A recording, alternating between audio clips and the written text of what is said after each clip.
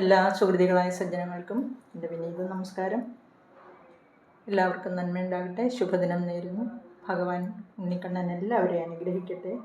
നമുക്കിന്ന് 29ാം ദശകത്തിൻ്റെ 3ാമത്തെ ശ്ലോകം നോക്കാം. അമൃതാഹരണവും അസുരനിഗ്രഹവും. അമൃതം തട്ടിപ്പറിച്ചു കൊണ്ടുപോയി എന്നും ഭഗവാൻ മോഹിനി രൂപം കൈക്കൊണ്ട് അസുരന്മാരുടെ ഇടയിലേക്ക് ചെന്നുവെന്നുമാണ് നമ്മൾ 2ാമത്തെ ശ്ലോകത്തിൽ കണ്ടത്. അമൃത കുംഭത്തെ ചൊല്ലിയുള്ള കലഹം ഉപേക്ഷിച്ച് എല്ലാ അസുരന്മാരും ആ സുന്ദരിയായ മോഹിനി രൂപത്തെ കാക്ഷിച്ച് അങ്ങനെ നിൽക്കുന്നതാണ് 2ാമത്തെ ശ്ലോകത്തിൻ്റെ ഇതിവൃത്തം. നമുക്ക് 3ാമത്തെ ശ്ലോകം എന്താണെന്ന് നോക്കാം. കത്വം മൃഗാക്ഷി വിഭജസ്വ സുധാമിമാമിത്യാരൂഢരാഗവിവശാൻ അഭിയാചതോ മൂൻ വിശ്വസ്യത്തെ മയി കഥം കുലടാസ്മി ദൈത്യ ഇത്യാലപന്നപി സുവിശ്വസിതാനതാനീഹി. മൃഗാക്ഷി കാ ത്വം ഇമാം സുധാം വിഭജസ്വ ഇതി അഭിയാചതഃ ആരൂഢരാഗവിവശാൻ അമൂൻ ദൈത്യാഃ മയി കഥം വിശ്വസ്യത്തെ കുലട അസ്മി ഇതി ആലപൻ അപി സുവിശ്വസിതാൻ അതാനീഹി. ഇവിടെ മൃഗാക്ഷി എന്ന് പറഞ്ഞാൽ മൃഗം എന്നുദ്ദേശിക്കുന്ന മാനാണ്. മാനിൻ്റെ കണ്ണുകൾ, അതാണ് മൃഗാക്ഷി. മാനിൻ്റെ കണ്ണുകളോടുകൂടിയവൾ എന്ന് പറഞ്ഞാൽ ഇവിടെ സുന്ദരി എന്നേ അർത്ഥമുള്ളൂ. അല്ലയോ സുന്ദരി, കാത്വം നീ ആരാകുന്നു? ഇവിടെ എവിടെ നിന്ന് വന്നിരിക്കുന്നു? ആരാകുന്നു? ഇമാം സുധാം വിഭജസ്വ, ഈ അമൃതത്തെ വിഭജസ്വ എന്ന് പറഞ്ഞാൽ സുധാം സുധയെ, ഇമാം ഈ സുധയെ എന്ന് പറഞ്ഞാൽ ഈ അമൃതകുംഭം എടുത്ത് ഇതിലുള്ള അമൃതത്തെ ഞങ്ങൾക്ക് വിഭജിച്ച് തന്നാലും, അതായത് പകർന്നു തന്നാലും എന്ന് പറയുകയാണ് അസുരന്മാർ. ഇതി അഭിയാചതഃ, ഇങ്ങനെ അവരോരോരുത്തരും നേരിട്ട് അപേക്ഷിക്കുകയാണ് ഈ സുന്ദരിയായ മോഹിനിയിൽ കാക്ഷിച്ചിട്ട്. വല്ലാതെ ആരൂഢരാഗവിവശാൻ, അവരെല്ലാവരും ഈ മോഹിനിയിൽ മോഹപാശം കൊണ്ട് ബന്ധിക്കപ്പെട്ടിരിക്കുകയാണ്, കാമപരവശരായി തീർന്നിരിക്കുകയാണ്. ഇവളുടെ കൈകൊണ്ടെന്ന് ഈ അമൃത് പകർന്നു കിട്ടിയാൽ പിന്നെ വേറൊന്നും വേണ്ട എന്നുള്ള ഭാവത്തിലാണ് എല്ലാവരും. ആരൂഢരാഗവിവശാൻ അഭിയാചതോ മൂൻ, അഭിയാചതഃ അമൂൻ, ഇങ്ങനെ അസുരന്മാരോട് അപേക്ഷിച്ചു. എന്നിട്ടോ ദൈത്യാഹ മയി കഥം, ദൈത്യാഹ ആ ദൈത്യന്മാരോട് പറയുകയാണ്. എന്താണ് പറഞ്ഞത്? ഞാൻ പകുത്തു തന്നാൽ നിങ്ങൾക്ക് പറ്റുമോ? എന്തുകൊണ്ടെന്നാൽ ഞാൻ ഒരു പുംശ്ചലി, കുലടയല്ലേ, കുലടാസ്മി എന്ന് പറഞ്ഞാൽ ഞാൻ കുലടയാണ്. അതായത് പാതിവ്രത്യമില്ലാത്തവൾ, പല പുരുഷന്മാരെ കാക്ഷിക്കുന്നവൾ എന്നാണ് പുംശ്ചലി എന്ന വാക്കിന് അർത്ഥം. അപ്പോൾ അല്ലയോ അസുരന്മാരെ, ഞാനൊരു പുംശ്ചലിയാണ്, കുലടയാണ്. എന്നിൽ നിങ്ങൾ അങ്ങനെ വിശ്വാസം അർപ്പിക്കുന്നത് ശരിയാണോ? എന്നെപ്പോലെയുള്ള ഒരു സ്ത്രീയെ വിശ്വസിക്കുന്നത് ശരിയാണോ? മൈ കഥം വിശ്വസ്യതേ മൈ കഥം, എന്നിൽ, എൻ്റെ ഈ കഥനത്തിലും എൻ്റെ ഈ പ്രവൃത്തിയിലും എന്നിലും, മൈ എന്ന് പറഞ്ഞാൽ എന്നിൽ എന്നാണ്. അഹം ഉത്തമ പുരുഷനാണ്. അപ്പോൾ ആ അഹം, ഞാൻ എന്നുള്ള ഉത്തമ പുരുഷൻ്റെ സപ്തമി വിഭക്തി തന്നെയാണ് ഈ മയി, എന്നിൽ എന്നാണ് അർത്ഥം. അപ്പോൾ എന്നിൽ വിശ്വസിക്കുന്നത്, വിശ്വാസം അർപ്പിക്കുന്നത് ശരിയാണോ അസുരന്മാരെ എന്ന് ചോദിക്കുകയാണ്. ഞാനൊരു കുലടയല്ലേ, അതായത് പുംശ്ചലി അല്ലേ എന്ന് ചോദിക്കുകയാണ്. നിങ്ങൾ എങ്ങനെ എന്നെ വിശ്വസിക്കും? എന്നെ ഇപ്പോൾ ആദ്യം കാണുന്നതല്ലേ ഉള്ളൂ. ഇങ്ങനെ പറയുമ്പോൾ, അങ്ങനെ പറഞ്ഞപ്പോൾ തന്നെയോ വിശ്വസ്യതേ മയി കഥം കുലടാസ്മി ദൈത്യ ഇത്യാലപന്നപി സുവിശ്വസിതാനതാനീഹി. സ്വയം കുലടയാണ്, പുംശ്ചലിയാണ് എന്ന് പറഞ്ഞപ്പോൾ തന്നെ ഈ മോഹിനിയോട് അവർക്ക് വീണ്ടും മമത കൂടുകയാണ് ചെയ്തത്. അപ്പോൾ ഇത് വേണ്ടുവോളം ഏൽക്കുകയും ചെയ്തു. അവളോട് ഒന്നുകൂടെ അവർക്ക് അടുപ്പം തോന്നുകയാണ്. അപ്പോൾ അങ്ങനെ പറഞ്ഞു കഴിഞ്ഞപ്പോൾ അത്രയ്ക്ക് അവരെ വിശ്വസിപ്പിച്ചു എന്നർത്ഥം. അപ്പോൾ അല്ലയോ സുന്ദരി, ഇത് പകുത്തു തരൂ എന്ന് പറഞ്ഞു കഴിഞ്ഞപ്പോൾ അങ്ങനെ ആ അനുരാഗ വിവശരായിട്ട് അവളോട് അപേക്ഷിച്ച അസുരന്മാരോട് മോഹിനി രൂപം പൂണ്ട ഭഗവാൻ മഹാവിഷ്ണു ആ മായ കൊണ്ട് അവരെ വശത്താക്കിയിട്ട് പറയുകയാണ്, ഞാനൊരു കുലടയാണല്ലോ, എന്നെ എങ്ങനെ വിശ്വസിക്കും നിങ്ങൾ? എന്നെ വിശ്വസിച്ച് ഈ അമൃതകുംഭം നിങ്ങൾ എങ്ങനെ എന്നെ ഏൽപ്പിക്കാൻ ധൈര്യപ്പെടുമെന്ന് ചോദിച്ചു. പക്ഷേ അവരിൽ അസുരന്മാർക്ക് മോഹിനി രൂപത്തിൽ, അതായത് ഭഗവാനിൽ ഒന്നുകൂടെ വിശ്വാസം ഉണ്ടാക്കുകയാണ് ചെയ്തത് അവളുടെ വാക്കുകൾ. കാത്വം മൃഗാക്ഷി വിഭജസ്വ സുധാമിമാമിത്യാരൂഢരാഗവിവശാൻ അഭിയാചതോ വിശ്വസ്യത്തെ മയി കഥം കുലടാസ്മി ദൈത്യ ഇത്യാലപന്നപി സുവിശ്വസിതാനതാനീഹി. നമുക്ക് 4ാമത്തെ ശ്ലോകം നോക്കാം. മോദാത് സുധാകലശമേഷു ദദത്സു സാത്വം ദുശ്ചേഷ്ടിതം മമ സഹധ്വമിതി ബ്രുവാണ പങ്ക്തിപ്രഭേദ വിനിവേശിത ദേവദൈത്യ ലീലാവിലാസഗതിഭിः സമദാഹ സുധാം താം.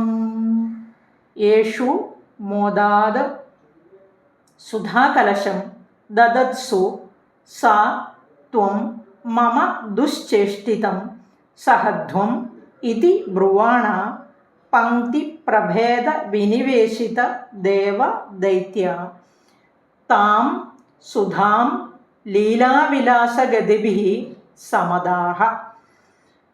ഇവിടെ അങ്ങനെ മോദാത് സുധാകലശമേഷു ദദത്സു സാത്വം, അവളിൽ അങ്ങനെ വിശ്വാസം അർപ്പിച്ചിട്ട് സന്തോഷത്തോടു കൂടി അസുരന്മാർ അമൃതകലശം ദദത്സു എന്ന് പറഞ്ഞാൽ കൊടുത്തു. ആർക്ക് കൊടുത്തു? മോഹിനിയുടെ കയ്യിൽ കൊടുത്തു. അതായത് ഭഗവാൻ മോഹിനി രൂപത്തിൽ വന്നിരിക്കുകയാണല്ലോ, ആ ഭഗവാന്റെ കയ്യിലേക്ക് അങ്ങ് കൊടുത്തു.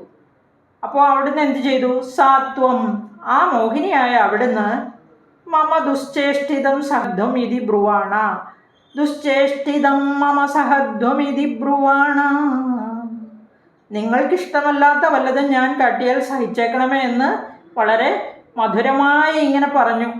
എല്ലാവരും ക്ഷമയോടെ സഹിക്കണം, ക്ഷമയോടെ ഇരിക്കണം, ഞാനിത് ഇപ്പോൾ തരാം എന്ന് പറഞ്ഞ് എന്തെങ്കിലും അഹിതം എന്നിൽ നിന്നുണ്ടായാൽ ക്ഷമിക്കണേ എന്ന് പറഞ്ഞിട്ട് ഇതി സഹധ്വം ഇതി ബ്രുവാണ, എൻ്റെ ഭാഗത്തു നിന്ന് എന്തെങ്കിലും ദുശ്ചേഷ്ടിതം, അതായത് അരുതാത്ത പ്രവൃത്തി ഉണ്ടായാൽ നിങ്ങൾ ദയവായി ക്ഷമിക്കണം കേട്ടോ എന്ന് പറഞ്ഞിട്ട് പങ്ക്തിപ്രഭേദ വിനിവേശിത ദേവദൈത്യ, ദേവന്മാരെയും അസുരന്മാരെയും 2 പന്തിയായിട്ടിരുത്തി. ദേവന്മാരോട് പറഞ്ഞു നിങ്ങൾ ഈ സൈഡിലിരിക്കുക, അസുരന്മാരോട് പറഞ്ഞു നിങ്ങൾ ഈ ഓപ്പോസിറ്റ് സൈഡിലിരുന്നോ എന്ന് പറഞ്ഞ് 2 സൈഡിലും ഓരോ ഭാഗക്കാരെ ഇരുത്തി. എന്നിട്ടോ താം സുധാം ലീലാവിലാസഗതിഭിः സമദാഹ ഇത്യാലപന്നപി അതായത് പങ്ക്തിപ്രഭേദ വിനിവേശിത ദേവദൈത്യ ലീലാവിലാസഗതിഭിः സമദാഹ സുധാം താം. ഇവിടുന്ന് അമൃത് നന്നായി വിളമ്പിക്കൊടുത്തു. ആർക്കാണ് വിളമ്പിക്കൊടുത്തത്? ആ ദേവന്മാർക്ക് മാത്രം. ഇങ്ങനെ അസുരന്മാർക്ക് സമദാഹ എന്ന് പറഞ്ഞിരിക്കുന്നത് ഇവിടെ അസുരന്മാർക്ക് കൊടുത്തില്ല. പന്ത് തിരിച്ചിരുത്തി അവരുടെ മുമ്പിൽ എല്ലാവരോടും കണ്ണടച്ചിരിക്കാൻ പറഞ്ഞു. അങ്ങനെയാണ് പറഞ്ഞിരിക്കുന്നത് അല്ലേ? അങ്ങനെ അമൃത ഇവിടെ പറഞ്ഞിരിക്കുന്നത് അസുരന്മാർക്ക് ഭഗവാനിൽ ഭക്തി ഇല്ലാത്തത് കൊണ്ടാണ് ആ അമൃതപാനത്തിന് സാധിക്കാത്തത്. അതുപോലെ തന്നെ ദേവന്മാർക്ക് ഭഗവാനോടുള്ള ഭക്തി നിമിത്തം ഒരു പ്രയാസവും കൂടാതെ അമൃതം പാനം ചെയ്യാൻ സാധിച്ചു. ഭക്തിഹീനന്മാർക്ക് അതിന് കഴിഞ്ഞില്ല. ഇവിടെ ഭഗവത് ഭക്തിയുടെ ആ മഹാത്മ്യത്തെയാണ് പറഞ്ഞിരിക്കുന്നത്. ഭക്തി ഉണ്ടെങ്കിലേ എന്തും സാധിക്കുമെന്ന് പറഞ്ഞിരിക്കുകയാണ് കൃഷ്ണ ഗുരുവായൂരപ്പ. ആ മോഹിനി അങ്ങനെ അവരെല്ലാം മന്ദഹാസത്തോടു കൂടി കടാക്ഷിച്ച് അവരെല്ലാം മോഹിപ്പിച്ചിട്ട് ആ ക്രൂരന്മാരായ അസുരന്മാർക്ക് അമൃതം നൽകുന്നത് സർപ്പത്തിന് പാല് നൽകുന്നത് പോലെയാണ്, അന്യായമാണ് എന്ന് കരുതി അവർക്ക് അമൃതം വീതിച്ചു നൽകിയില്ല. അങ്ങനെ ആ വ്യത്യസ്ത പങ്ക്തികൾ തിരിച്ച് അവരെ ഇരുത്തിയിട്ട് അമൃതകലശം കയ്യിലെടുത്തുകൊണ്ട് അസുരന്മാരുടെ സമീപത്തുകൂടെ സഞ്ചരിച്ചു. അവരെ ഇങ്ങനെ കടാക്ഷം കൊണ്ടും ആ മധുരമായ സംസാരം കൊണ്ടും ഒക്കെ വഞ്ചിച്ചു. എന്നിട്ടോ ആ എതിർവശത്തിരുന്ന ദേവന്മാർക്ക് അമൃതം നൽകുകയും ചെയ്തു എന്നാണ് പറഞ്ഞിരിക്കുന്നത്. അങ്ങനെ മുൻപ് നിശ്ചയിച്ച പ്രകാരം അവളോട് അതിയായ സ്നേഹമുണ്ടായിരുന്നത് കൊണ്ടും അവളെ വിശ്വസിച്ചത് കൊണ്ടുമാണ്. അതുപോലെ ആദ്യം പറഞ്ഞല്ലോ, എന്നിൽ നിന്ന് അഹിതമായത് എന്തെങ്കിലും ഉണ്ടായാൽ ക്ഷമിച്ചേക്കണേ എന്ന് മുമ്പേ ഇങ്ങനെ ഒരു ജാമ്യം എടുത്തിട്ടുണ്ടായിരുന്നു. അതുകൊണ്ട് അപമാനം ഭയന്ന അസുരന്മാരൊന്നും തന്നെ എതിർത്ത് പറഞ്ഞില്ല എന്നാണ് ഭാഗവതത്തിൽ പറഞ്ഞിരിക്കുന്നത്. ഇനി ഇവിടെ വേറെ ഒന്നും കൂടെ പറഞ്ഞു, ഒരു ലോകതത്വവും കൂടെ പറഞ്ഞു. ഹേ കശ്യപപുത്രന്മാരെ, നിങ്ങൾ പുംശലിയായ എന്നെ എങ്ങനെയാണ് അനുസരിക്കുക? ജ്ഞാനികളായവർ ഒരു കാലത്തും സ്ത്രീകളെ വിശ്വസിക്കുകയില്ല.